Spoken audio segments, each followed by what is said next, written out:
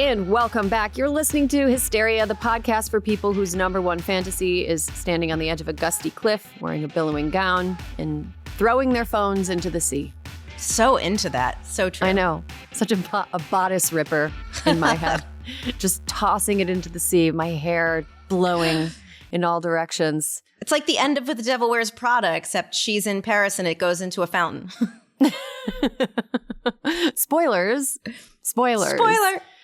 Okay, so this is, first of all, I want to apologize to our listeners in case I feel or I seem scattered. I've still I think I've got some residual Halloween makeup on me. Like under You might. I'm zooming in with my eyeballs. Yeah, I was zooming in. You were an incredible prince. It was 10 out of 10, Erin. I had to use the color of eyeshadow that I never use because it's overwhelming for my complexion. It's like a dark, dark, dark black eyeshadow. Yeah. And I had to make a goatee with it. And my daughter was scared. Oh. Mama, makeup. No. Mama, no. It was pretty fun. But anyway, we did trick or treating. We had so many people come by. That's so fun. It was like twice as much as last year. You have to have people stop by. Your house is the best on the block. Oh yeah, we really do it up. What candy do you give out?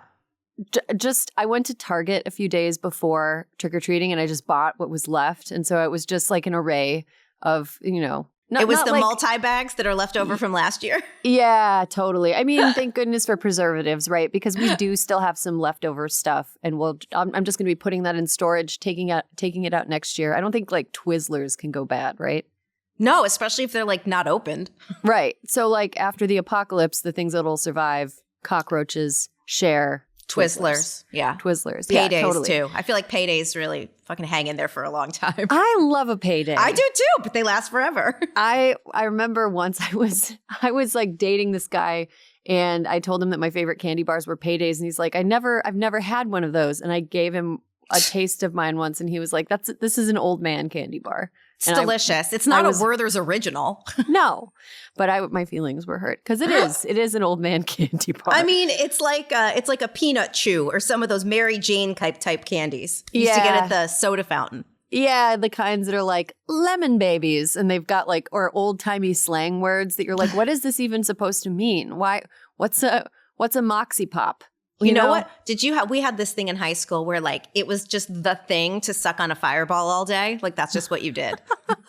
Wow. Isn't that funny? We were way more evolved. We had those necklaces of the giant jawbreakers that had multiple layers. Oh. And people would it was gross. It was objectively gross. It was 100% gross. We would spit the fireball out to answer a question in class. Wow. Did you all just lose all your taste buds? Yeah, of course. That was probably, Erin, honestly, full disclosure, was probably some fad diet at the time. It was probably a fad diet. God, the 80s were wild. Just have fireballs for breakfast. Yeah, the 80s were wild. Okay, so we are doing a tour de-election because, Halloween's over. We're in that part of the year where it's debatable whether or not it's acceptable to just dissociate by jumping fully into the end of the year holiday season. We got an election to worry about, and it is more important than most things right now. There's elections happening. It's not a presidential election. We're not having federal elections, but we are having statewide elections that are very, very consequential. So we are going to give you a tour de election through what's happening next week on November 7th in a few states. Some of them are places that we've talked about already, like Ohio. Yep. Which I would say we've harped on it. We have harped on Ohio. Pennsylvania. But some of them are places that have some little silver linings that people might not expect. Totally agree. And doing research for this week's episode, I was really pleasantly surprised by what was going on in a few states. What was your most surprising, joyful state? Mississippi. Me too. Went down the rabbit hole on Mississippi. Green shoots in Mississippi. We've also got some promising races in Kentucky and Texas.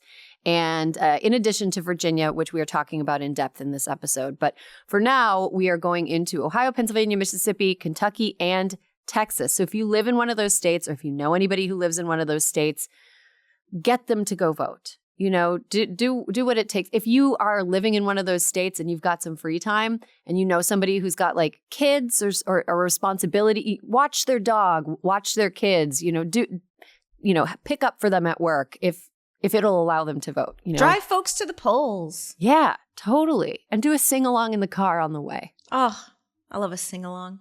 I know. I mean, I don't know. I find voting to be a very fraught and anxiety-inducing activity. Oh, Erin, you would think you and I, two people who should know everything there is. I went in to vote Saturday. Did my first day of early vote in New York State. And I'm like looking for my ID. I don't need my ID. I'm like all nervous. I go in, I'm all nervous. I'm like, oh my goodness, am I going to make it in? And of course I did. It was very easy breezy, in and out. I felt like a real, contributor to my society. That's good. But then after you vote, you spend the rest of the day being like, oh gosh, how did other people vote? Yeah. And yeah. I hope other people voted, right? I was number 15 at my polling place. Oh, geez. Well, you voted early. So, voted early. Okay. So let's talk about Ohio. Ohio, big stuff happening in Ohio. There are 2 propositions on the ballot. Issue 1, which we've talked about before, would, quote, establish an individual right to one's own reproductive medical treatment, including but not limited to abortion. So if you're somebody who can get pregnant in the state of Ohio, or if you're somebody who cares about people who can get pregnant, which should be everybody. Yes, ma'am. You should vote yes on issue 1. The ballot initiative was introduced because Ohio is one of the states where voters can basically bypass the state legislature to add stuff to the Constitution if they want to, which is a good thing because Ohio is gerrymandered all to fuck, and there are a ton of fringe right-wingers in the state house, in the state legislature that apparently don't represent what Ohioans think and what Ohioans feel. Ohio is currently a state that I think has a heartbeat bill, a 6-week abortion ban that was signed by the governor. But right now, this addition to the Constitution would make it so it would be a state where it is permanently safe and legal for people to have abortion and to seek care for other conditions related to pregnancy, like miscarriage care, ectopic pregnancies, et cetera, et cetera, et cetera. Something that I find very interesting about this whole thing is issue 1. Okay, Ohioans, you got to vote. Like, you have to vote. They showed us they could do it in August, Erin. You did it in August. It is really important that you do it now because the way that Republicans and right-wingers in Ohio cheat make it so that you need to win by even bigger for people to accept the results of the election. I read something this week that issue 1 is polling at like 57 or 58%, which is right about, the ballot measure in August won by about that. But we just need Ohioans to get out to vote. So this is huge. Issue 2, also a lot of fun, will determine whether or not recreational marijuana will be legalized in Ohio. It would allow adults 21 and over to buy and possess up to 2.5 ounces of cannabis flower and 15 grams of extract. If passed, Ohio would become the 24th state to legalize cannabis for adult use. And you know what? If Ohio passes issues 1 and 2, both of which are polling about equally, I'm going to go ahead and put it out there that Ohio is going to leapfrog Pennsylvania in grooviness. Pretty close. Ohioans, don't you want to leapfrog Pennsylvania? Don't you want to leapfrog groovy Pennsylvania? Next week. You're not going to be groovier than Michigan. Michigan is way ahead on the grooviness. Big Gretch got a running start. Big Gretch is way ahead of a lot of people in grooviness. But, Ohio has an opportunity to really, for the voters to really say who they are in a way that the state government is not allowing them to say who they are. And in the process, really becoming a place where people can reliably go for healthcare that is being denied them in other states. So that is super exciting. You've got to vote. Oh, another thing. So issue 1, polling great. Issue 2, people aren't as tearing out their hair about. Issue 1 is polling so well that the governor of the state of Ohio is basically attempting to He's sort of in what are the stages of grief? He's in the like bargaining stage where he's like, guys. Let's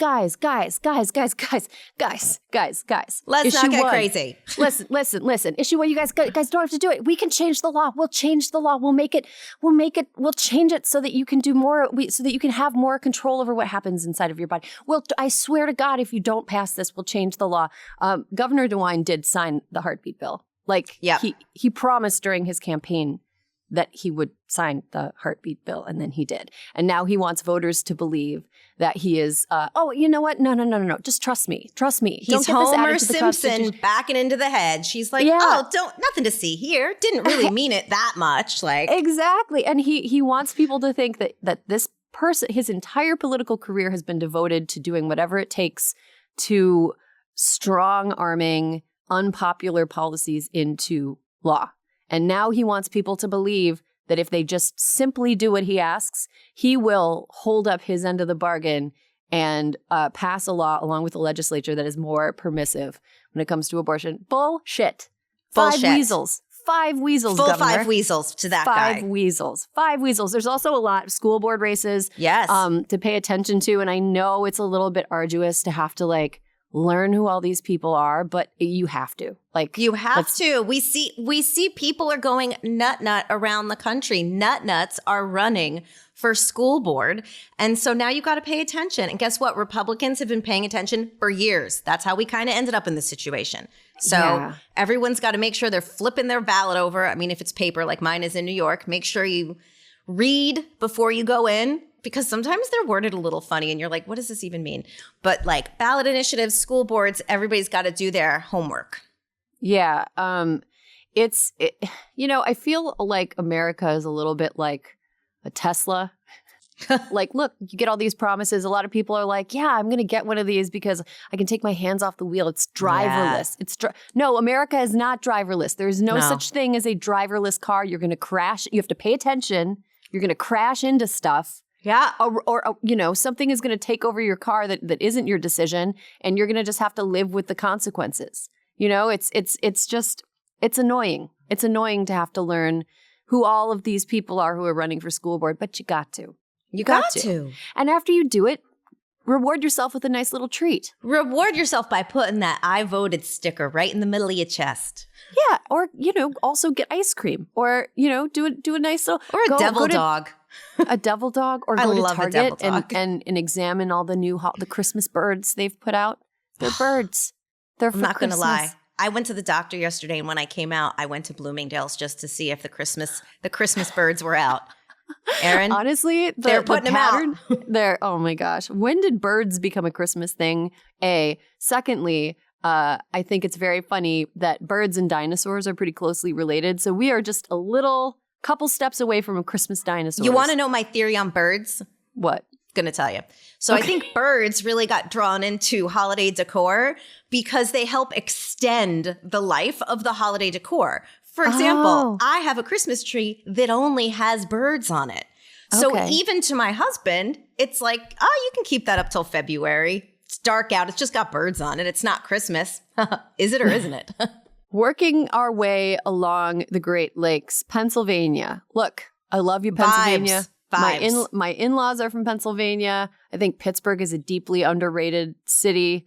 I think Philadelphia scares me. But overall, Pennsylvania is a really good state, and there's a lot at stake. Alyssa. Yeah. Can you tell us a little bit about what's going on in Pennsylvania? Pennsylvania, first and foremost, speaking of Philly, we have a mayor's race. And right now, Democratic nominee Sherelle Parker is, she's looking pretty good. Erin, if she wins, she will be the 100th mayor of Philadelphia and the first woman. Ooh. Okay. Yeah.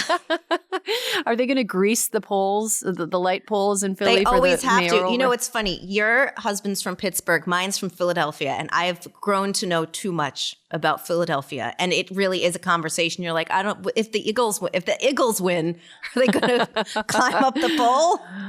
Oh, yeah. Or if they lose. It doesn't matter. What happens with the team. Things will get broken. Poles will be greased, win or lose. Right. And if they stopped playing, same thing would happen. I feel like maybe football is just an excuse for the violence that the people in Philadelphia just want to commit. The minor property vandalism that they just want to commit just anyway. But give me all the soft pretzels. I'll take all the soft pretzels in Philadelphia. Okay, fair enough. I think it's got a beautiful little downtown. You know who I want to give a soft pretzel to? Who? Judge Daniel McCaffrey. He is there's a Supreme Court election in Pennsylvania. Erin, famously, people do not come out to vote for Supreme Court elections, and everyone needs to get out and vote for him. Right now, there's a 4-2 liberal majority, which is okay. It's good. We like it. 5-2 is way better. We know Supreme Court's in charge of all the fuckery, abortion, gerrymandering, elections, climate, etc. Stakes are high, so everyone needs to get out and vote for Judge Daniel McCaffrey. And also, the 4-2 liberal majority looks like pretty big, but it's actually not, because if they lose in 2023, there are multiple scenarios where Republicans could win back control of the state Supreme Court in 2025. Mm-hmm. And then in that case, Democrats wouldn't be in a position to win it back again until 2031. So they need a 5-2 majority in order to make it so that 2025 isn't so much of a nail biter. And let me put it this way. Pennsylvanians, wouldn't you like a year off of a high anxiety election? Yes. Like let's have a coasting election where you still have to go out and vote, but you're not getting you're not downing Tums and Pepto-Bismol. Exactly. In you're not anticipation. Losing sleep. You're not losing sleep. If you just elect Judge Daniel McCaffrey, you will enshrine abortion rights in your state and protect democracy in your state.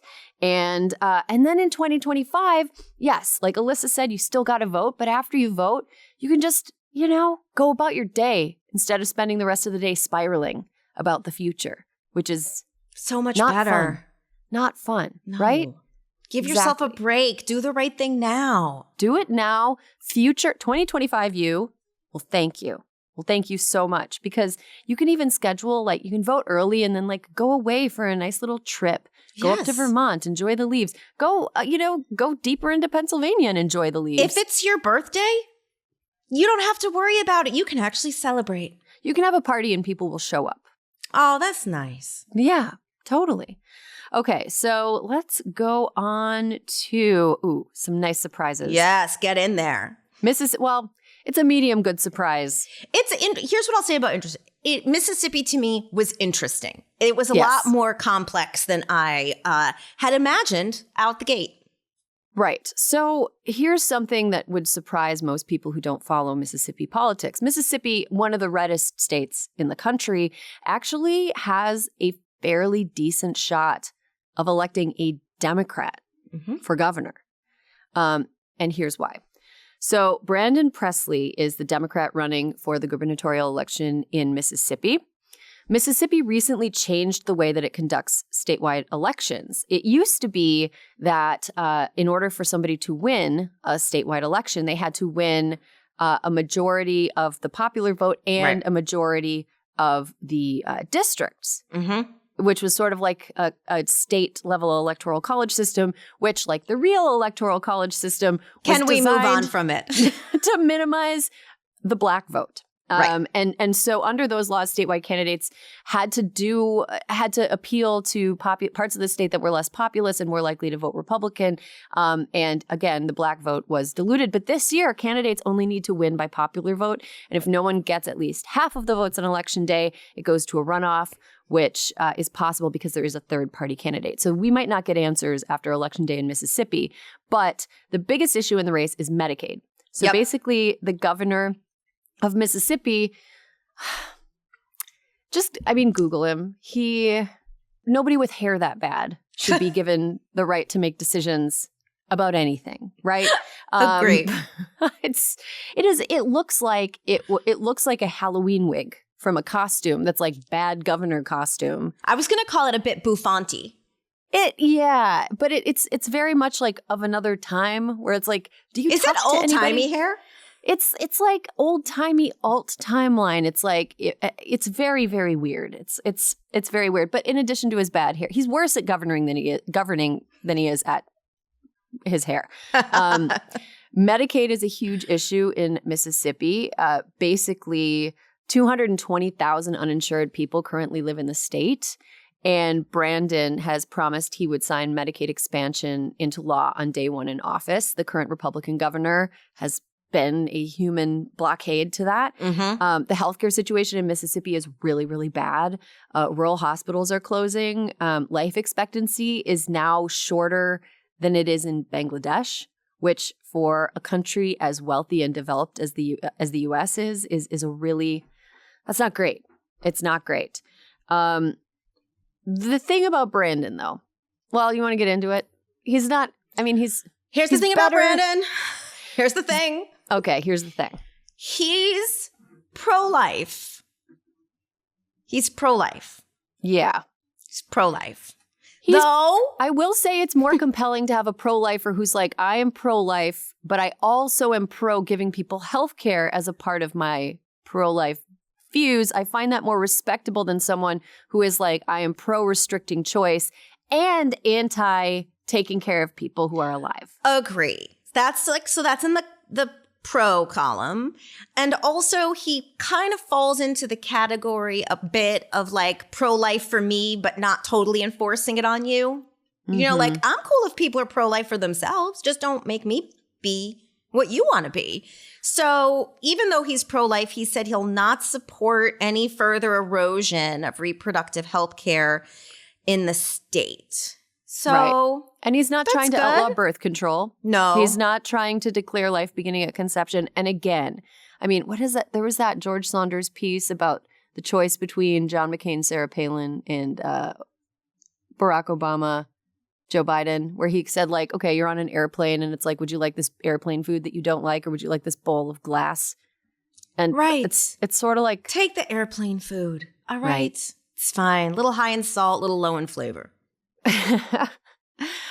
Yeah. So here's an actually really exciting race that I know where you're going. I know where you're going. It's a fuck around and find out kind of a race. You get in there. Mississippi Attorney General Lynn Fitch was the person behind the Dobbs v. Jackson Women's Health case, which is the case that everybody knows overturned Roe v. Wade.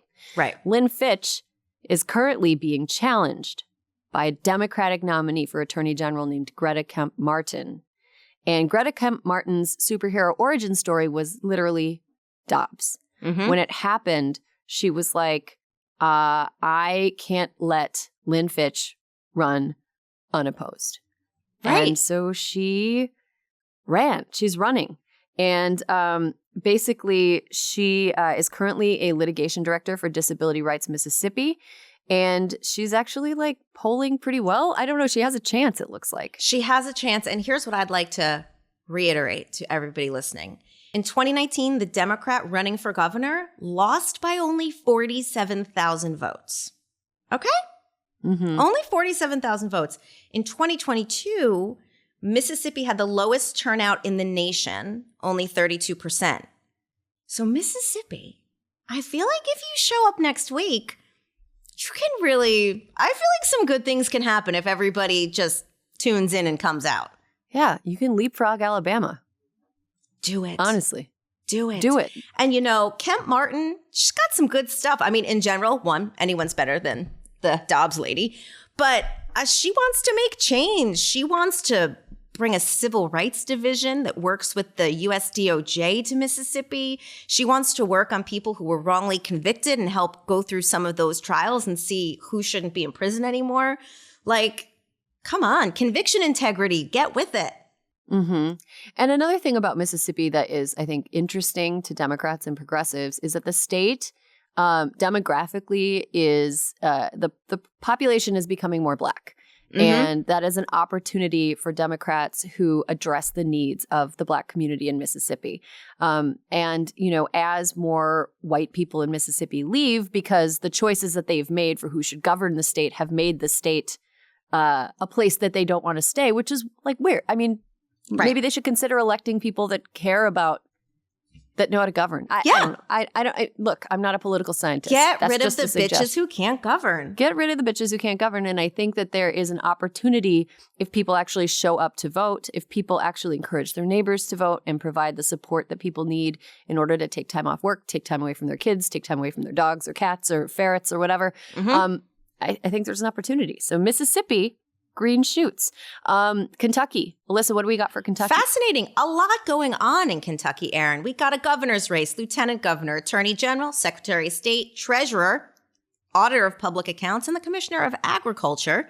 The biggest one, of course, being governor's race. Andy Beshear back on the ballot, popular in Kentucky. He is popular in Kentucky. But one of my favorite things is who he is running against. Erin, this guy, I can't even with Daniel Cameron. Everyone, you might not know his name, but if you saw his face, you'd remember him. He's one of Trump's biggest surrogates. He is not a good guy. He's like, when you listen to the cadence of his voice, you're like, sounds like a nice man. And then you listen to what he's saying, and he's a total Trump toady. Trump endorsed him yesterday. He endorsed him on Tuesday. Daniel Cameron accepted the endorsement, but did not endorse Donald Trump in return. Instead, I think he said something, according to local TV, akin to, I mean, he's better than Biden. Oh, my God. Yeah. Courage. Profiles and courage. He's better than Biden, but like some green shoots in Kentucky, too. Kentucky rejected last year anti-abortion initiatives. Resoundingly, so it's good. We'll take it. Well, right now, the Kentucky situation when it comes to abortion on the ground is actually pretty bleak. Oh, it is bleak. Yes, it is bleak. It is bleak. Yes, right. So so state voters rejected an initiative that would have made it, I don't know, even more bleak. Right. But right now, there is an abortion ban that except for when the life of the mother is in jeopardy. And as we know, exceptions do not actually play out on the ground because doctors could lose licenses or go to jail if they make a mistake. So it is in the interest of doctors to err on the side of not granting permission to have abortions. So like, even if you have what feels like a super clear-cut reason to have one, you're probably not going to be able to get one. Like, we've seen it happen in Texas. We've seen it happen in Indiana. We've seen it happen in Kentucky, too. There are exceptions don't actually exist. Exceptions are lip service paid to people who don't want to feel like they're actually being cruel and making laws, but they are. Basically it's a winning issue in Kentucky. And Beshear's campaign is airing TV ads focusing on the issue, including one of the women who was victimized by the Kentucky law, who discussed the trauma of being raped by her stepfather and she was denied an abortion. So abortion is dominating debates in this race. Beshear has like a good shot of winning. I think he's polling ahead. He's polling ahead. There's not a ton of polling in Kentucky. Beshear's polling ahead, but again, Democrats in Kentucky, it's why you have to get out. Early vote is November 2nd to November 4th. It's a plus Trump 20 in Kentucky. Yeah. So don't rest on your laurels. Even if you've seen some positive polling for Beshear, you got to get out there and vote. Yeah, it's not over until the votes have been totaled. And even then, unless you win by like double digits, some people will like try to cheat, try to cheat and take away the democratic process from the voters. Texas, what's going on there? I feel like a lot of people in Texas are just like perpetually perturbed. I got to tell you, there's like a lot of reading that has to happen in Texas. Like, everyone prepare before you vote because also, early voting underway in Texas until November 3rd. See, Erin, I was really into my early voting after I early voted this year. There are many, many propositions on the ballot. The most interesting, or maybe not the most interesting, the one I was most interested in, Erin, talk about going backwards. Proposition 13 supports amending the state constitution to increase the mandatory retirement age for state judges from 75 to 79. When I first read it, I was like, oh, they're going to bring it down to like 70. No, 79. Oh, geez. Keeping people on the bench till 79. 31 states have mandatory retirement ages. The highest is Vermont at 90, which honestly, I just have to assume is because they don't have that many people in Vermont, right? Like they don't have that many people to fill the positions. Yeah. I think. Look, I don't want to sound... We have laws in our Constitution. You're not allowed to be president until you're 35. I think you're not allowed to be in Congress until you're 25. Mm-hmm. And there's like reasons for that. It's because your brain is not ready to do that job. It is a reality that as people age, their brains get less good at doing thinking jobs. And I don't think that we should be raising the retirement age for judges in places where they exist. Not in favor. Another one, I think the one that I enjoy the most and really hope passes, Prop 9, to give retired teachers the first COLA increase in 25 years. Whoa. What? Yeah, 25 years. What? Yeah. I can't imagine. Every time I read something about the way that people are treated in Texas, I am like, how are you? I mean, look, I feel like how Europeans must feel when they read about the way things are in America. Like, how are people putting up with that? Like, how are you putting up with that? And, oh, gosh. There's a few other propositions on the ballot. Prop 3 would preemptively ban a wealth tax in Texas. Nice try. Nice try. Vote no on Prop 3. Prop 4 would cap cap property values on all real estate at $5 million, which includes mineral rights. It's literally, have you ever seen that Simpsons character that is a Texas oilman who's like, yeehaw, and he's always like shooting and he's wearing cowboy boots? It's literally it's like the yeehaw Texas oilman law. It basically means lower taxes to drill. And it would rob public schools of so much funding. It would rob them. And here, I'm about to go on a little rant. Do it. I see a lot of people who don't currently have children. A lot of old people who did have children also rant about this. And a lot of people that are like younger and don't have children. Valid choice not to have children, by the way. Completely valid choice. But when you get older, other people's children are going to be providing the infrastructure of the entire world that you're going to rely on. When you're 75, who is going to be climbing up telephone poles to repair them? 75-year-olds? No. Other people's children. They're going to be very busy being judges, Erin. Right.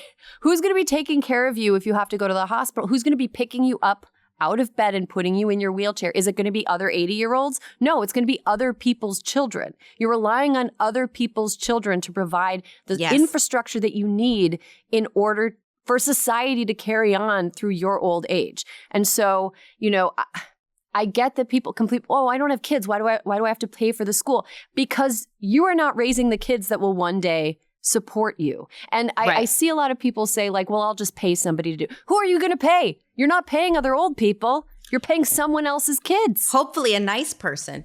Yes, you're paying somebody else's kids to provide those things for you. Again, not having children, valid, acceptable. Totally, I get it if you don't want to have kids. But if you don't want to support other people's children's existence, it's a real boomery. It's a real boomery attitude. Let me just weigh in here as a child-free, middle-aged woman. I always vote for my school funding. Just fucking do it, You just do it. You got to. Because I don't subscribe to the notion that like, if you don't have kids, nobody's going to take care of you when you get old. No, that's bullshit. People will take care of each other and there's goods and services, whatever. Money exists. But if you don't support measures that make it easier for people to have children, you are disincentivizing a future with a structure that might support you. Yes. Like, I'm sorry. And it really makes me mad. And not only that, but like this is not to do incredibly lavish things at these schools. This is meant to pay for fixing air conditioners in Texas. Okay. Yeah. Yes. Teacher raises, fewer buses, no supplies. Like, come on. This is not, you're not funding a Tesla in every pot. Yeah, it's really a no-brainer. And it's one of those things that people are so goddamn stupid about. Yeah. If you plan on participating in society or in any way going into your old age, you need to support the existent. Children are part of society. You need to support them. Okay. Yeah. Sorry. That was a real ranty rant. There's another prop that I want people to vote yes on. Prop 2 will allow municipalities to exempt daycare facilities from property tax. Mm-hmm. There was a federal program that expired, I want to say, on September 30th. It was, on September 30th. It was a COVID-era program that subsidized childcare facilities, which enabled many childcare facilities to stay open. I believe since that has run out and the government has refused to renew it, we're now in a position where 70,000 childcare facilities might close. I have no confidence in that fucking guy, Mike Johnson. Yeah. I mean, they're not going to renew it. They're not going to renew it. So anything that states can do, even if it's a little bit of a rough attempt to try to rectify that, I think that's a good thing. It'll help cut the cost of running a daycare facility and hopefully keep more daycare facilities open. Mm-hmm. Okay, anything else about Texas? No, I think that's it. It's a nice roundup. I feel roundup. That feels real Texas-y to me, right? Like a lasso. That's why I said it. Oh, I love it. Though really, to me, it reminds me of weed killer because that's the weed killer I use. Oh, don't. Alyssa. What? That is cancer in a bottle. I use the organic one. I'm just kidding. I don't know what one I use. But you're right. I shouldn't use that stuff. Don't do it. Shit. Don't use it. Note to self. Check the garage. We're going to take a quick break so Alyssa can run out and throw away the carcinogens that she keeps in her home. When we come back, we have got an interview with somebody on the ground in Virginia, another place with absolutely vital elections happening next week. So stick around. And welcome back. You're listening to Hysteria, the podcast for people who feel worse for people whose early November birthdays could possibly fall on an election day than they do for people whose birthdays fall on a major holiday. Right? Like, imagine it's your birthday. It's election day. It's like worse than having it on Christmas. Feels so. If you know somebody whose birthday is between November 2nd and November 8th, take extra good care of them. Because every once in a while, they've got a very, very stressful birthday that takes a backseat to the survival of American democracy. Speaking of the survival of American democracy, today we're going to be going through the 2023 Virginia election, what's going on, why it matters, and what we can do to make the state as blue as possible. To do that, we're bringing back to the pod a former Virginia state delegate who's now running for the state senate in the 33rd district, Jennifer Carroll Foy. Welcome to Hysteria. Hi, I'm so excited to be here. Thank you guys for having me. All right, so let's get down to it. How are you feeling going into next week's election? I'm feeling optimistic, cautiously optimistic. You never know what can happen in these elections, but I feel good in that Democrats were leaving it all on the field, giving it everything we have. We know what's at stake. We know that abortion rights is on the ballot, banning books is on the ballot. We know that all the amazing progress we've made in Virginia is up for grabs. So we are ready. How's your campaign going? My campaign is going exceptionally well. We laid a wonderful foundation. We've raised the resources. We have galvanized the support, excited our base in a real way. So I'm really excited. It's great to be in a situation where your values and your vision align with the district and people are super supportive of what you're fighting for. And that's everyday kitchen table issues, protecting their civil rights and liberties, and ensuring that we build a Virginia where everyone has an opportunity to thrive. Jennifer, let's level set for our listeners. The entire state house, state senate are on the ballot this year. Explain the stakes if Governor Youngkin were to get the trifecta, a Republican House, Senate, and governor's mansion. Yeah, absolutely. I can tell you that we have a governor who's not interested in governing. He is auditioning for a presidential bid, and he needs to keep his campaign promise to pass an abortion ban in Virginia. And let's be very clear. We are the last Southern state to not have an abortion ban after Roe fell. And that is significant. That means that we are the point of no return, the the place of last resort for over 27 million pregnant people in the South. So that's what's at stake right now. People having access to safe abortion and reproductive health care. And so even though the majority of Virginians have said they don't believe that politicians should interfere with a patient's private medical decisions, this governor is 10 toes down to ensure that he flips the Senate, where we only have a Democratic majority, 22-18, in order to make Virginia, the last Southern state to actually put forth an abortion ban. So I always tell people that they get excited about federal elections, but I like to say that, who's in your state house matters to me more than who's in your White House, because what happens and what the president does may not ever affect you or impact you, because there's a lot of checks and balances there. But no matter what we do will impact millions of Virginians July 1st of every year, guaranteed. So it's the states that implement red flag laws and banning books and stand your ground and abortion rights. I mean, we are that brick wall here in Virginia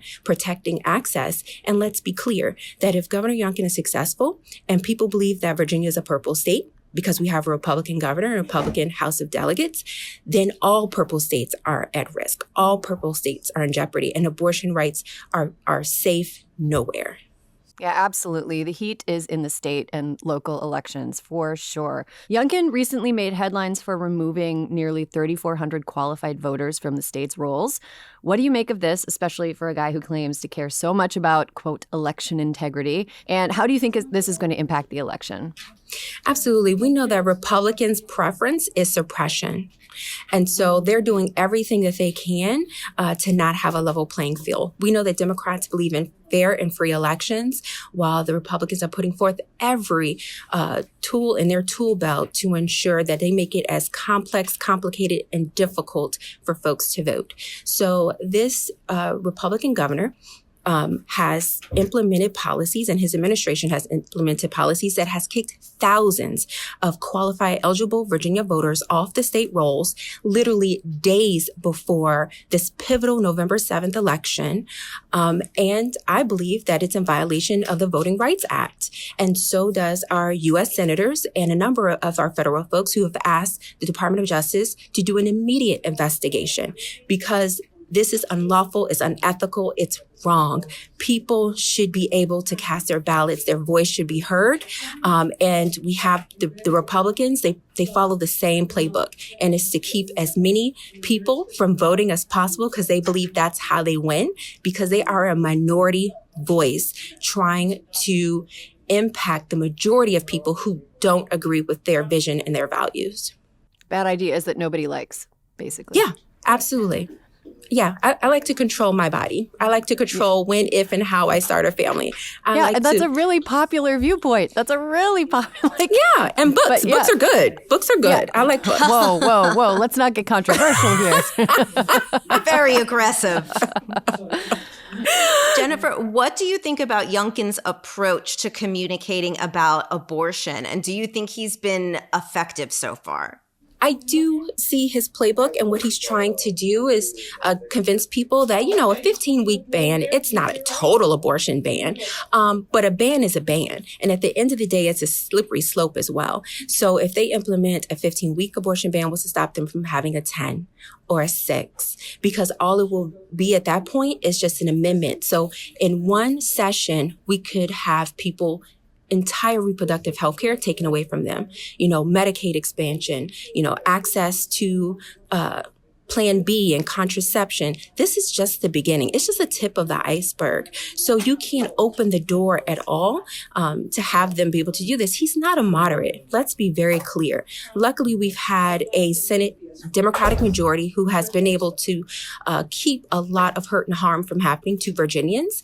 And because they've been that blue wall, some people think that we have a moderate Republican governor. We don't. He can be the next Abbott. He wants to be the next DeSantis, and we will not allow that to happen in Virginia.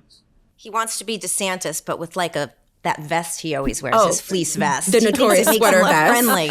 Yes, the sweater vest has its own Twitter. I can't hurt you. Yes. I wear Patagonia. I'm What cool. is it with out of touch right-wing governors cosplaying as regular guys, but it's always like Uncanny Valley. It's always like, you're wearing a costume and you didn't get it right. Yes. You know? Trust me, I'm in a sweater vest. Trust me, I'm in a sweater vest. We're coming up with campaign slogans for Republicans left and right. Bad ideas. It's nobody all likes. we do. It's Trust all we me, do. I'm in a sweater vest. That's right. Jennifer, here's another thing that's interesting with so many of these races. Democrats have invested heavily in what's going on in Virginia right now. The Democratic Legislative Campaign Committee has invested over $1 million. Do you think it's paying off? How do you see the money being spent? So many listeners, and myself included, even though I was on campaigns for years, were always like, what's the money even going towards? Can you tell folks how you're seeing that money used on the ground?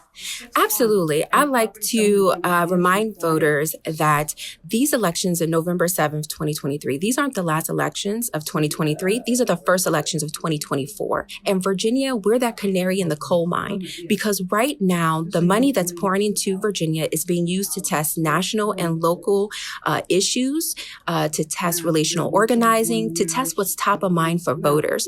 So not only is it important for our elections, but it's also important for national elections as well. So that's what this money is going for, to set up and queue up U.S. Senator Tim Kaine, who's going to be up in 2024, to ensure that Trump never makes it anywhere close to the White House again and we get Biden reelected. So it's not just an investment in Virginia, it's an investment not only in our Commonwealth, but in our country. And this money is going to educate the voters, to get them out, to remind them about Election Day, to make sure they have a plan, they bring a friend, and they know what issues are on the ballot.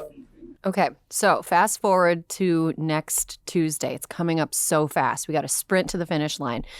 So for people who aren't super familiar with Virginia politics, what should we expect from election night? And what are some good signs that if we see them early in the night, we know that that means that things are going well? Yeah, there are some hard-fought races that's out there that's going to be a good barometer for what our night is going to look like. So all eyes are on Josh Cole and Josh Thomas and Travis Nimhard, Russet Perry and Skylar Van Valkenburg, and Joel Griffin. I mean, these are just some of the must-win races in order to know what type of night we're having. And that's where we're trying to direct most of our resources and our volunteers to make sure we get these folks out. And how can our listeners make a difference in the upcoming election? Thank you. My favorite question. What can you do for us? Please, everyone, go to jennifercarrollfoy.com. And on jennifercarrollfoy.com, you'll find a link to sign up to volunteer, to donate, and that money is going directly to our candidates.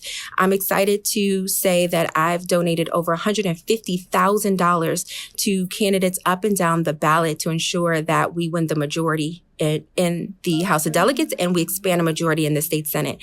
So if everyone goes to jennifercarrollfoy.com, please share your talent, your treasures, and ensure that the right thing happens on November 7th, because we say it every year that this is an important election, but this is so pivotal here in our Commonwealth and in our country. And everyone's access to bodily autonomy and self-determination is on the ballot on November 7th. So it's all hands on deck. And like my friend Josh Cole always say, we have to get la-di-da-di and everybody to the polls on November 7th. And Jennifer, one last question. Is early voting underway in Virginia? Absolutely. Early voting is happening right now, and the last day to vote is on November 7th. So if you are a Virginia voter, please make sure to get out the vote and go vote early, get it out of the way. And if you have friends or family who live in our beautiful Commonwealth, make sure that they know as well that this election is coming, it's important, and it's all hands on deck. So everyone needs to get out the vote. Jennifer Carroll Foy, thank you so much for joining us, and thank you for all the work that you do for Virginians and for the American people.